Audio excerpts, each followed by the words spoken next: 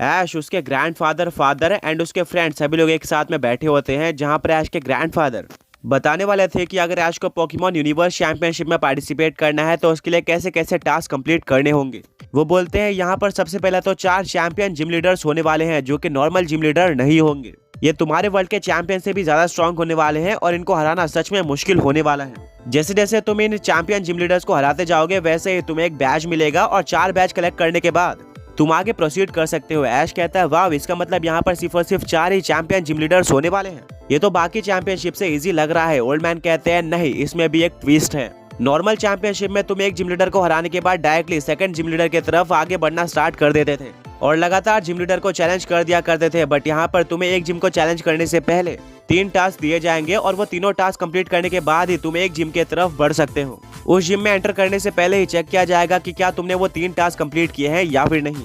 And वो 3 task तुम्हें gym leader से बैटल करते हुए भी काफी काम आने वाले हैं। ऐश कहता है क्या 3 टास्क, क्या वो टास्क काफी हार्ड होंगे? ओल्ड मैन कहते हैं नहीं, ये मॉडरेट टास्क होने वाले हैं, बट हाँ इसके लिए तुम्हें एट्रो रीजन में काफी घूमना पड़ सकता है और फर्स्ट जिम को चैलेंज करने से पहले भी तुम्हें 3 टास्क करने होंगे।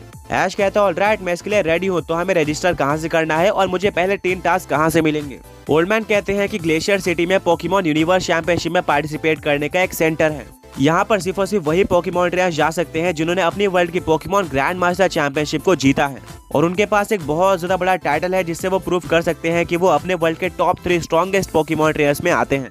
ब्रॉक कहता है ये सब तो ऐश के पास है। ऐश के पास पोकेमॉन वर्ल्ड चैंपियन का टाइटल है जो कि अपने आप में ही प्रूव करता है कि ऐश अपने वर्ल्ड का सबसे स्ट्रॉन्ग पोकेमॉन ट्रेनर है और उसने बाकी सारे पोकेमॉन ट्रेनर्स को डिफीट कर रखा है। अगर ये भी काम नहीं करता तो ऐश के पास बैकअप में पोकेमॉन वर्ल्ड का one of the biggest title यानी कि पोकेमॉन मास्टर है जो कि बहुत ज्यादा रेयर है। ओल्ड मैन कहते हैं कि यहाँ ऐश पूरी तरह से रेडी है और अब हमें जाना होगा ग्लेशियर सिटी में। ऐश अपने चार्जार्ड को बाहर निकालता है, ब्रॉक निकालता है ब्रेवियरी को, वहीं पर ओल्ड मैन भी अपनी फ्लैंक टाइप पोकेमॉन को बाहर निकालते हैं एंड सभी लोग अपने अपने पोकेमॉन्स के ऊपर बैठकर ग्लेशियर सिटी की तरफ बढ़ना स्टार्ट कर देते हैं। कुछ टाइम के ट्रैवल के बाद वो ग्लेशियर सिटी में लैंड करते हैं। ये सिटी काफी डेवलप्ड होती है पर हर जगह पर सिर्फ और सिर्फ बर्फ थी। यहाँ पर ठंड बहुत ज्यादा हो रही थी। ओल्ड मैन कहते हैं कि ऐश, हम यहाँ पर पोकेमॉन यूनिवर्स चैंपियनशिप में पार्टिसिपेट करने के लिए आए हैं, पर मैं तुम्हें बताना चाहता हूँ कि यहाँ पर काफी सारे स्ट्रॉन्ग पोकेमॉन्स भी पाए जाते हैं, तो अगर फ्यूचर में तुम्हें कोई पोकेमॉन कैच करना हो तो यहाँ पर एक बार जरूर विजिट करना। यहाँ पर काफी स्ट्रॉन्ग आइस टाइप पोकेमॉन्स मिलते हैं।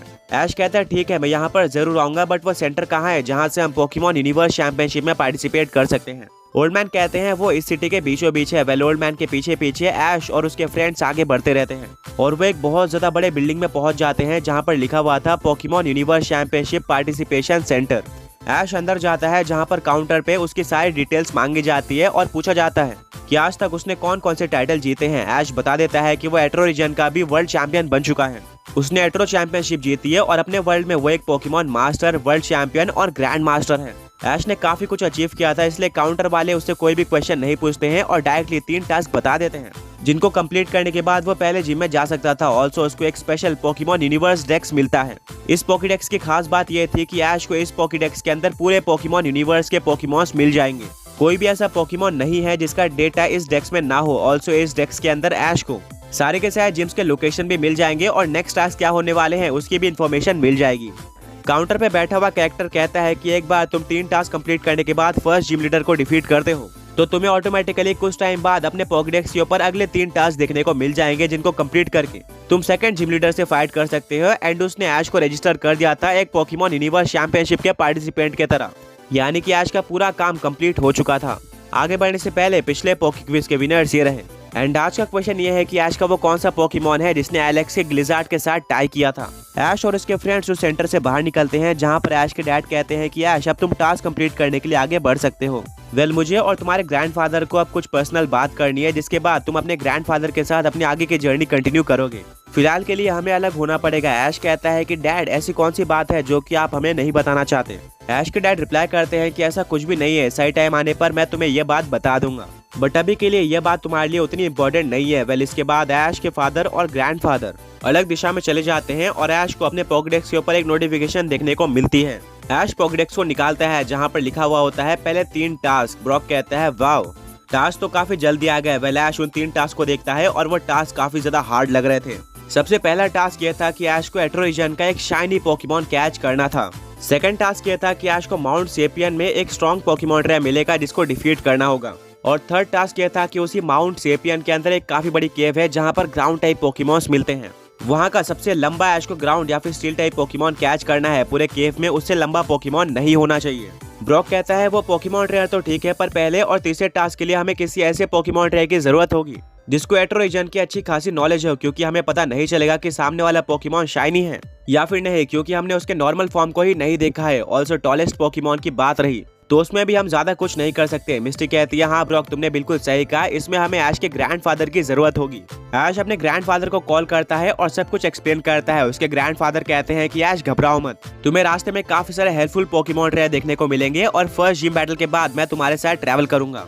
फिलहाल के लिए मुझे और तुम्हारे फादर को थोड़ा टाइम लगने वाला है। ऐश अपने ग्रैंडफादर को थैंक यू कहता है और इसके बाद कॉल कट हो जाता है। ब्रॉक कहता है ऑलराइट, इसका मतलब सब कुछ हमें खुद ही करना होगा, हमें बीच में दिखने वाले पोकेमॉन ट्रेनर्स की हेल्प लेनी होगी। मिस्टी कहती है सबसे पहला टास्क है ऐश को शाइनी पोकेमॉन कैच करना है, जो कि काफी हार्ड टास्क है क्योंकि 4000 पोकेमॉन्स में से सिर्फ और सिर्फ एक ही शाइनी निकलता है। ऐश कहता है पास में मैंने एक फॉरेस्ट देखा था जहाँ पर काफी सारे पोकेमॉन्स देखने को मिले थे, शायद वहाँ पर हमें कोई शाइनी पोकेमॉन देखने को मिले। वेल ऐश और उसके फ्रेंड्स उसी फॉरेस्ट के अंदर आ जाते हैं जहाँ पर पोकेमॉन तो काफी सारे थे, बट उनको शाइनी या फिर नॉर्मल पोकेमॉन्स के बीच में डिफरेंस ही पता नहीं चल रहा था। सरीना कहती है ऐसे तो काम नहीं बनने वाला, हमें किसी न किसी पोकेमॉन ट्रेनर की हेल्प लेनी होगी जो कि हमें शाइनी पोकेमॉन्स के बारे में बताए। एंड उससे भी ज्यादा बड़ी प्रॉब्लम ये थी कि उस फॉरेस्ट के अंदर ज्यादा पोकेमॉन ट्रेनर्स नहीं देखने को मिल रहे थे। वो आगे बढ़ते हैं और अचानक से उनको कुछ आवाजें सुनाई देती है, मानो कि दो पोकेमॉन्स के बीच में फाइट हो रही हो। एंड उसके बीच में एक इंसान की आवाज भी आ रही थी। वो उस तरफ जाते हैं और देखने को मिलता है कि एक पोकेमॉन ट्रेनर किसी वाइल्ड पोकेमॉन के साथ फाइट कर रहा है और एंड में वो उस वाइल्ड पोकेमॉन को वीक करके कैच भी कर लेता है। वो कहता है बहुत बढ़िया सिल्कॉन, यह हमारा 200वां पोकेमॉन है। ऐश कहता है क्या 200वां पोकेमॉन?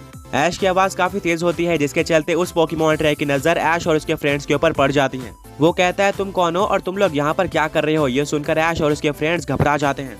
जैसे वो पोकेमॉन ट्रेनर ऐश और उसके फ्रेंड्स के करीब आता है वो पहचान जाता है कि ये और कोई नहीं बल्कि एट्रो का चैंपियन और वर्ल्ड चैंपियन ऐश कचम था, जो कि एट्रो रीजन में वापस आ चुका है। एंड वो ऐश का बहुत ज्यादा बड़ा फैन था।